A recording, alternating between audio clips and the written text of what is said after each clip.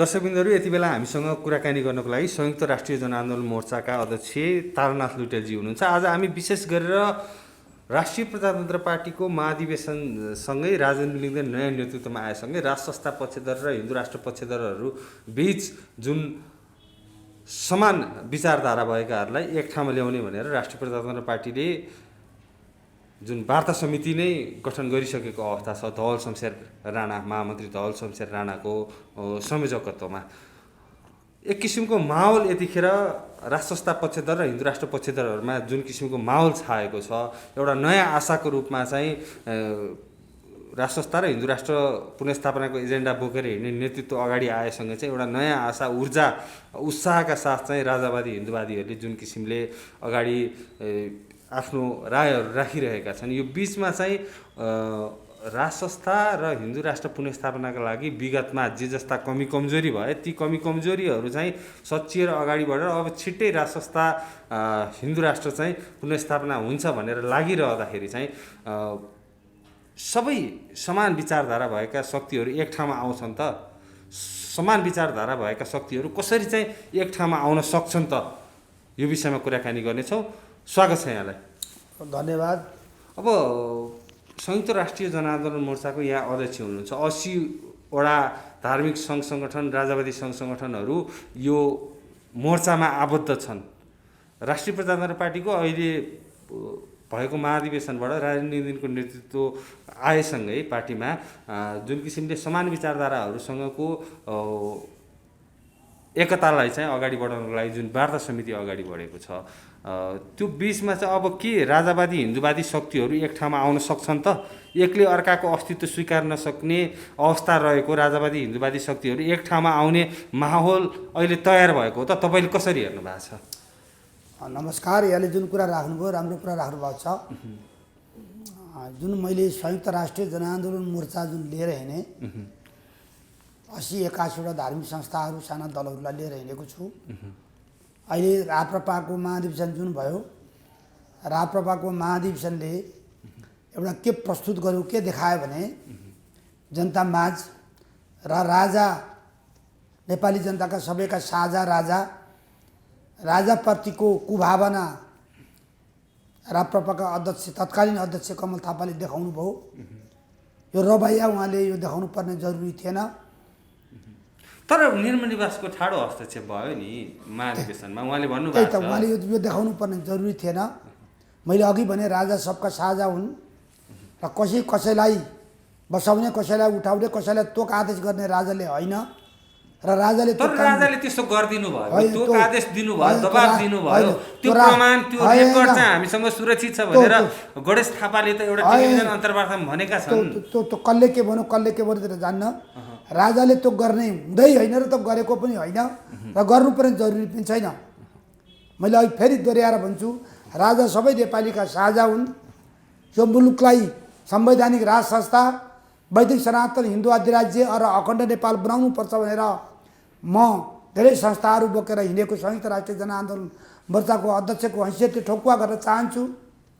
राप्रपाको जुन महाधिवेशनले, राप्रपाका जुन कार्यकर्ताहरूले कमल थापाले विगत वर्षदेखि राष्ट्र संस्था र हिन्दू धर्मको मुद्दालाई बोकेर हिँडिरहँदा, उहाँले राष्ट्रपति र उपराष्ट्रपतिमा साँची बसिरहँदा, उहाँले उत्कृष्ट संविधान भनिरहँदा, जब 25देखि 37 सिट राप्रपा थियो, त्यो सिटबाट एक सिट झर्ने काम किन भयो, किन गरियो? यो सम्पूर्ण कार्य छर्लङ्ग छ। उहाँले राष्ट्रपति उपराष्ट्रपति साँची बस्नुभयो, उत्कृष्ट संविधान भनेर हिँड्नुभयो। हामी संसद र हाम्रो सडकमा हामी आन्दोलित हुनुपर्ने अवस्था थियो, त्यो नगरी र यो संविधानको निकास उहाँले दिनुभयो। त्यसबेला मधेसवादी दलहरूले संविधान च्यातेर, संविधान बहिष्कार गरेर मधेसमा आन्दोलन मधेस चलिरहेको थियो। मधेसमा 57 जना मधेसीहरू शाहजाद भए। तर कमल थापाले राष्ट्रपति उपराष्ट्रपति साँची बसेर सरकारमा जाने काम गर्नुभयो। त्यो त कार्यकर्ता र नेपाली जनताले हेरिरहेको अवस्था थियो। त्यही अवस्थालाई चिर्दै कार्यकर्ताले महामन्त्री राजेन्द्र लिङ्गदेललाई पार्टीको अध्यक्ष बनाउने काम कार्यकर्ताले गरे। यो कमल थापाको यो एउटा रिस मात्रै, कसलाई रिस पोख्ने? उहाँले बेला बेलामा मैले राजालाई रिस पोख्ने हो। केही समय पार्टी फुट्दा पनि अब म हिन्दूको र राजाको माला जपेर हिँड्दिनँ, त्यस बेला पनि उहाँले नभनेको होइन। त्यस बेला पनि भन्नुभयो उहाँले। अब उहाँ जे मन लागि उहाँको भए हुने, उहाँले गरे हुने र उहाँ माथि परे हुने। उहाँ माथि नपर्दा उहाँ यस्तो अवस्थाको मान्छे भयो। यस्तो अवसरवादी, यस्तो व्यक्तिलाई अवसरवादी भन्छन्।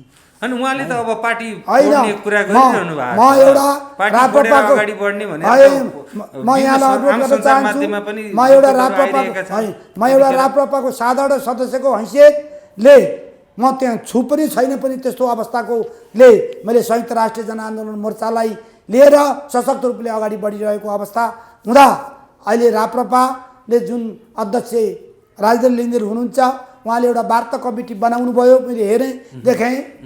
त्यो वार्ता कमिटीले भएका धार्मिक संस्थाहरू, भएका साना दलहरूले कतिको साथ दिन्छन्, कतिको उनीहरू एउटै थलोमा जान्छन् भन्ने कुरा एउटा पिरोलो छ।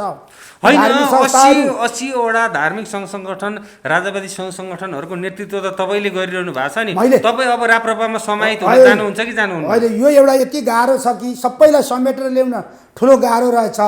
त्यो कुरा त महामन्त्री धवल शमशेरको अध्यक्षतामा 4 सदस्यीय 5 सदस्यीय गठन गरेको छ, त्यो हेर्न बाँकी छ।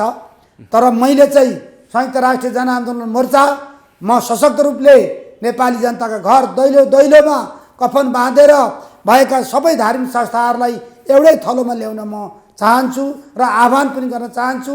र मैले तपाईँले अहिले भन्नुभयो तपाईँ राप्रपामा अब जानुहुन्छ, म राप्रपामा अहिले जाने अवस्था मेरो छैन र यो कुरा मैले लिएको पनि छैन र कल्पना पनि गरेको छैन। भविष्यले यसको अनि तर वार्ता समितिले प्रस्ताव राखेको अवस्थामा चाहिँ मोर्चा सहभागी हुन्छ कि हुँदैन? हुँदैन, हुन सक्दैन। त्यो मोर्चा सहभागी हुँदैन। मोर्चाले आन्दोलन गर्दा आह्वान गर्छ, उहाँहरूले सघाउनु भयो भने उहाँहरूको आन्दोलनमा हामी मोर्चा जान सक्छ र हाम्रो आन्दोलनमा उहाँहरू आउन सक्ने अवस्था सिर्जना हुन्छ। तर हामी मिलेर एउटा आँधीबेहरी ल्याउन सक्यौँ भने एउटा नयाँ परिवर्तन चाहिँ गर्न सक्छु भन्ने कुरा मैले अठोट लिएको छु। तर संयुक्त राष्ट्रिय जनआन्दोलन मोर्चा राप्रपामा गएर समायोजित चाहिँ हुन सक्दैन। अहिले अब राज संस्था र हिन्दू राष्ट्र फर्किन्छ। अब फर्काउने अवस्थामा राप्रपाको अब नेतृत्वको अब रणनीति कस्तो अवस्थाको आउँछ त्यो पछि हेर्न बाँकी छ। मूल शक्ति राष्ट्रिय प्रजातन्त्र पार्टी नै हो, राज संस्था र हिन्दू राष्ट्र पुनर्स्थापना होइन, यस्तो हो। उही संयुक्त राष्ट्रिय जनआन्दोलन भन्नु र राप्रपाले गर्नु भन्नु एउटै हो। राप्रपाले पनि आँधीबेहरी ल्यायो भने पनि र नेपालमा लाखौँ लाख मान्छे उतारेर अब राज संस्था आउने भयो भन्ने कुरा देखाउन सक्नु पर्यो। संयुक्त राष्ट्रिय जनआन्दोलन मोर्चाले पनि लाखौँ लाख जनताहरू सडकमा उराल्न सक्यो भने हामी राज संस्था नेपालमा वैदिक सनातन हिन्दू अधिराज्य राज संस्था हामी ल्याउन सक्छौँ भन्ने अठोट साथ म अगाडि बढेको छु। तर सडकमा भन्दाखेरि पनि अब निर्वाचन अगाडि आउँदैछ, निर्वाचनमा त होमिन्छ राप्रपा, त्यो बेलामा चाहिँ तपाईँहरूको साथ र समर्थन चाहिँ कुन दललाई रहन्छ? हामी चाहिँ संयुक्त राष्ट्रिय जनआन्दोलन मोर्चा निर्वाचनमा होमिँदैन, सशक्त रूपले जनतालाई बिउजाएर सडकबाटै राज संस्था र पुनर्स्थापनाको एजेन्डा बोक्ने पार्टीलाई तपाईँहरूको सहयोग रहँदैन? रहँदैन, हाम्रो कसैलाई सहयोग रहँदैन। हामी सडकबाटै आन्दोलित भएर हामी राज संस्था सडकबाट हामी स्थापित गर्छौँ। हामीले त्यो चुनावमा गएर 2-4 सिट जितेर राज संस्था यो मुलुकमा आउन सक्दैन। हामीले सडकबाटै सबैले, म राप्रपालाई पनि भन्न चाहन्छु, त्यो नेतृत्व पङ्क्तिलाई पनि अब सडकबाटै आन्दोलित भएर राज संस्था स्थापित गर्न अगाडि बढ्नुपर्छ भन्ने कुरा म केन्द्रबिन्दु हाम्रो संयुक्त राष्ट्रिय जनआन्दोलन मोर्चाको केन्द्रबिन्दुमा रहेर म उहाँहरूप्रति आह्वान पनि गर्न चाहन्छु र भन्न पनि चाहन्छु। यतिखेर राज संस्थाको भूमिका चाहिँ कस्तो रहनुपर्छ? राज संस्थाको भूमिका के? राजाले हेर्नुहोस्, 13 देशमा राजा सहितको प्रजातन्त्र छ, नेपालमा राजा नहुनु भन्ने प्रश्नै छैन। 240 हिन्दू राष्ट्र पक्षधरहरुमा जुन किसिमको उत्साह ऊर्जा थपेर गएको अवस्थामा चाहिँ राज संस्थाको भूमिका के त? त्यस्तो होइन, राजाले त गर्ने पनि होइन। 240 वर्षको राज संस्था, शाहवंशीय राज संस्थालाई नेपाली जनताले नै स्थापित गर्नुपर्छ, नेपाली जनताले नै। राजाले म राजा हुन्छु मलाई ल्याइदेऊ भन्ने होइन र राजाले त गर्ने पनि होइन। तर 240 वर्षको शाहवंशीय राज संस्था अब नेपाली जनताका घर घरमा यो बहस भइसकेको अवस्था छ। सबै नेपाली जनताहरू भन्न थालिसकेका छन् राजा भएको भए यस्तो हुँदैन थियो, राजा अब चाहियो, राजा चाहियो, हाम्रो वैदिक सनातन हिन्दू अधिराज्य चाहियो चाहियो भनेर जनताहरू अब सडकमा ओर्लिरहेको अवस्था मैले देखेको छु। मैले अघि भने 13 देशमा राजा सहितको प्रजातन्त्र छ, ती देशहरू सुखी छन् तर त्यहाँका नेताहरू दुखी छन् र हाम्रो नेपालका हेर्नु नेताहरू सुखी छन् र र कार्यकर्ता नेपाली जनता साह्रै दुःखी छन्। यो दुःख हरण गर्नका लागि पनि नेपाली जनतालाई राज संस्थाको अति आवश्यक छ। राज संस्था भएन भने यो मुलुक नरहन पनि सक्छ र यस्ता अपर्च्युनिटीहरूले गर्दा आज यो मुलुकमा राजा आउनलाई रोकेको रहेछ भने अब प्रमाणित पनि भइसकेको अवस्था छ। अब सहजै आउँछन् राप्रपाको नेतृत्व परिवर्तन भएसँगै चाहिँ सडकमा आउनु राप्रपा सडक आन्दोलन गर्नुपर्छ, सडकमा आउनुपर्छ र सडकमा आएर आँधीबेरी निकाल्न सक्नुपर्ने अवस्था सिर्जना भयो भने हामीले सडकबाटै राज संस्था स्थापित गर्न कुनै ठुलो कुरो छैन, गाह्रो छैन। तपाईँले बारम्बार पत्रकार सम्मेलन लगायत विभिन्न ठाउँमा राजा र दलबीच भएका 5 बुझ्ने सम्झौताको कुरा अगाडि ल्याउनुहुन्छ नि, त्यो सम्झौता दरबारबाट चाहिँ किन स्पष्ट रूपमा आउन सकेको त्यो बिस्तारै आउँछ, त्यो बिस्तारै 5 बुझ्ने सम्झौता बिस्तारै आउँछ। यी दलहरूले धोका दिएकै हो। राजा र दलहरू 5 बुझ्ने सम्झौता चट्टान झैँ अडिएर भएको, राजालाई धोका दिएको। त्यो धोका भोलि प्रचण्डले बोल्नुपर्ने अवस्था छ, भोलि त्यो धोका दिएको देउवाले बोल्नुपर्ने अवस्था आउँदैछ, त्यो धोका केपी ओलीले बोल्नुपर्ने अवस्था छ, त्यो धोका माधव नेपालले। राजा चाहिने रहेछ, राजा भनेको एउटा गुण रहेछ, नेपाली जनताको एउटा भरोसा रहेछ। राजा नि भयो भने सबैलाई समेटेर लैजाने रहेछ। यो एउटा सार्वभौमिक सत्ता राज संस्थामा निहित रहेछ। राजा चाहियो, राजा एउटा शक्तिको रूपमा नेपालमा राजा रहेछ भन्ने कुरा अब बिस्तारै उहाँले बुझ्दै हुनुहुन्छ। उहाँले शासन गर्न सक्नु भएन। हरेक व्यतिथि आज हेर्नु संसद बस्न सकेको छैन, अदालतको अवस्था त्यस्तो छ, कार्यपालिका न्यायपालिका व्यवस्थापिकको अवस्था त्यस्तो छ। हेर्नुहोस् आज नेपालमा आयात छ, निर्यात हुन सकेको छैन, रेमिट्यान्सको बलले नेपाल चलेको छ। यो अवस्थाले पनि कहीँ नेपाल चल्न सक्छ। अब बिस्तारै बिस्तारै तलब भत्ता खुवाउन गाह्रो छ। 840-50 संहिताका कारणले यत्रो तलब भत्ता खुवाउनु परेछ। राष्ट्र ब्याङ्क टाट भइसकेको अवस्था छ।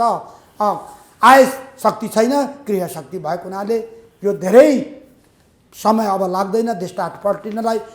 बेलैमा अब हामीले बुझ्नुपर्छ, नेपाली जनताले बुझ्नुपर्छ र नेपाली जनता, सम्पूर्ण नेपाली जनतालाई तपाईँको मिडिया मार्फत आह्वान पनि गर्न चाहन्छु।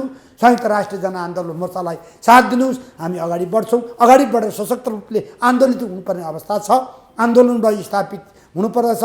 हिजो हामी कहाँ थियौँ, आज हामी कहाँ छौँ, भोलि हामी कहाँ जाँदैछौँ। छातीमा हात राखेर नेपालीको माटोलाई हामी सम्झेर हामी अब अगाडि बढ्नुपर्ने अवस्था मैले देखेको छु। अब अहिले काङ्ग्रेसको महाधिवेशन नजिकै छ। काङ्ग्रेसको महाधिवेशनमा चाहिँ जसरी शेखर कोइराला र प्रकाशमान सिंह मध्ये चाहिँ एकजना उम्मेदवार अगाडि आउने सभापतिको रूपमा भन्ने, अब विमलेन्द्र निधि पनि निर्णायक भूमिकामा रहेको अहिलेको अवस्थामा चाहिँ हिन्दू राष्ट्र र राज संस्थाको विषयमा जसरी अहिले बाहिर एक किसिमको लहर छ, नेपाली काङ्ग्रेसभित्र हिन्दू राष्ट्रको विषयमा यो महाधिवेशनबाट कुनै त्यस्ता विषयवस्तुहरू एजेन्डाहरू अगाडि आउन सक्ने देखिन्छ? के छ अवस्था, तपाईँले कसरी? त्यो त अब शशाङ्क कोइरालाले बारम्बार बेला बेलामा बोलेका छन्, उहाँले बोल्नुभएको छ। उहाँले त्यो कुरालाई बढी चढाव दिएर बढी त्यसलाई म नेतृत्व लिन्छु हिन्दू राष्ट्रको लागि भन्ने कुरा उहाँले गर्नुभयो भने नेपाली काङ्ग्रेसमा पनि धेरै छन्, राजावादी हिन्दूवादीहरू धेरै छन् र मलाई उहाँलाई शशाङ्कलाई नि जिताउन म काङ्ग्रेसका विभिन्न साथीहरूलाई हार्दिक अनुरोध गर्न चाहन्छु। मुलुक रहे तपाईँ हामी रहन्छ, मुलुक नरहे तपाईँ हामी रहन्न। हेर्नुहोस् सिक्किम, हेर्नुहोस् सिक्किमको अवस्था तपाईँले देख्नु भएको छ। सिक्किममा लेडु दोर्जेको कारणले गर्दा आज सिक्किमे छैनन्। सिक्किमवासीले मेरो देश अब भन्न पाउँदैनन्। यो अवस्था हामी नगरौँ। हाम्रो देशलाई बचाउनको लागि काङ्ग्रेस पनि लाग्नु पर्दछ। अब गणतन्त्र यो मुलुकमा फापसिद्ध भएन र हामीलाई संवैधानिक राज संस्था, वैदिक सनातन हिन्दू अधिराज्य र अखण्ड नेपालको लागि हामीले लिएर हिँड्नुपर्छ, यसलाई बनाउनुपर्छ। संहिताले नेपालमा अब थ्याक्न सक्दैन। यो भार अब तुरुन्त यसलाई खारेज गरेर अब स्वायत्त शासन प्रणाली अन्तर्गत मात्रै अगाडि जान म सुझाव दिन चाहन्छु। तपाईँहरूको योजना के छ सडक आन्दोलनको? विगतमा भन्नुहुन्थ्यो हामी यो चाडबाड सकिएपछि चाहिँ एउटा ठुलो आन्दोलनको आँधीबेरी ल्याउँछौँ। त्यही तयारी छ। हाम्रो एजेन्डा वैदिक सनातन हिन्दू अधिराज्य नेपाल, संवैधानिक राज संस्था, अखण्ड नेपाल, भ्रष्टाचार मुक्त नेपाल बनाउनका लागि हामी अगाडि बढेका छौँ। यसैलाई नै लिएर सबैले अङ्गीकार गरेर अगाडि बढ्नुपर्दछ र प्रधानमन्त्री भूप प्रधानमन्त्रीहरूको सम्पत्ति छानबिन पहिलो कारण सम्पत्ति छानबिन गर्नुपर्दछ। यो छानबिन गरेर भ्रष्टाचारीलाई जेल चलान राष्ट्रियकरण गरेर जेल चलान गर्नुपर्दछ। हरेक राष्ट्रमा राष्ट्रपति र प्रधानमन्त्रीको सम्पत्ति छानबिन गरेर जेलमा बसेका, जेल गएका धेरै राष्ट्रपति र प्रधानमन्त्रीहरू छन्। हाम्रो नेपालमा पनि चरम भ्रष्टाचार भएको हुनाले सबैको सम्पत्ति जाँचबुझ गरेर शक्तिशाली आयोग गठन गरेर सम्पत्ति जाँचबुझ गर्न गर्नुपर्दछ। यो नगरिकन हामी संयुक्त राष्ट्रिय जनआन्दोलन त्यसरी मोर्चा छानबिन गर्ने हो भने को नेताहरू पर्ने छन्? सबै अहिले भएका यी बहुदलवादी गणतन्त्रवादीका नेता कुनै पनि चोखो छैनन्। न संसद चोखो छन्, न प्रधानमन्त्री चोखो छन्, न मन्त्रीहरू नै चोखो छन्, सबै सम्पूर्ण। राज संस्था पुनर्स्थापना भएको अवस्थामा चाहिँ त्यो सम्पत्ति छानबिन गरेर चाहिँ जो भ्रष्टाचारी छन् उनीहरूलाई जेल सजाय हो। यो अनिवार्य, यो गर्नै पर्छ। राजा नआई हुँदैन, राज संस्था चाहिन्छ। राजा आएर पनि यो यी भ्रष्टाचारीहरूलाई ठेगान नलाइकन हुँदैन। भ्रष्टाचारी सम्पत्ति राष्ट्रियकरण गर्नुपर्दछ। राजाको सम्पत्ति स्विस ब्याङ्कमा छ भने खोइ यिनीहरूले ल्याएर देखाउन सके, 1 रुपियाँ पनि देखाउन सकेनन्। अब यिनीहरूलाई नेपालमा राजालाई पाखा लाउने सम्झौता, 5 बुझे सम्झौता हुँदाहुँदै पनि पाखा लाउने अनि भ्रष्टाचार गरेर सम्पत्ति कमाउने, अकुत सम्पत्ति कमाउने, देश विकास नगर्ने अनि मुलुकलाई निकास नदिने, गणतन्त्रको नारा दिने, कस्तो अचम्मको यो आयातित यो धर्म, आयातित गणतन्त्र कस्तो यो व्यवस्था ल्याएछ, कस्तो संविधान सभाले कस्तो संविधान बनाएछ, यही कुरा म राख्न चाहन्छु। र आउने दिनहरूमा सशक्त रूपले संयुक्त राष्ट्रिय जनआन्दोलन मोर्चा छिटै आन्दोलनमा होमिएको छ, आन्दोलनमा होमिन्छ। अब केही दिनभित्रै यसको हामी सडक आन्दोलन कहिले गर्ने भन्ने कुरा हामी तिथिमिति यहाँलाई जानकारी गराउँछौँ र हरेक मिडियालाई जानकारी गराएर हामी सशक्त रूपले हामी माइतीघर मण्डलमा भेला भएर सशक्त सबै ठाउँ सबै सडकलाई हामी जाम गरेर लाखौँ लाख मान्छेहरू निकाल्न हामी तयार भइरहेको छौँ। यो कार्य हामीले गरिरहेको अवस्था छ। धेरै धन्यवाद यहाँ। धन्यवाद। र संयुक्त राष्ट्रिय जनआन्दोलन मोर्चालाई सम्पूर्ण दाजुभाइ दिदीबहिनीहरूलाई हार्दिक हार्दिक अनुरोध गर्दै यसमा समाहित हुन अनुरोध पनि गर्न चाहन्छु। धन्यवाद।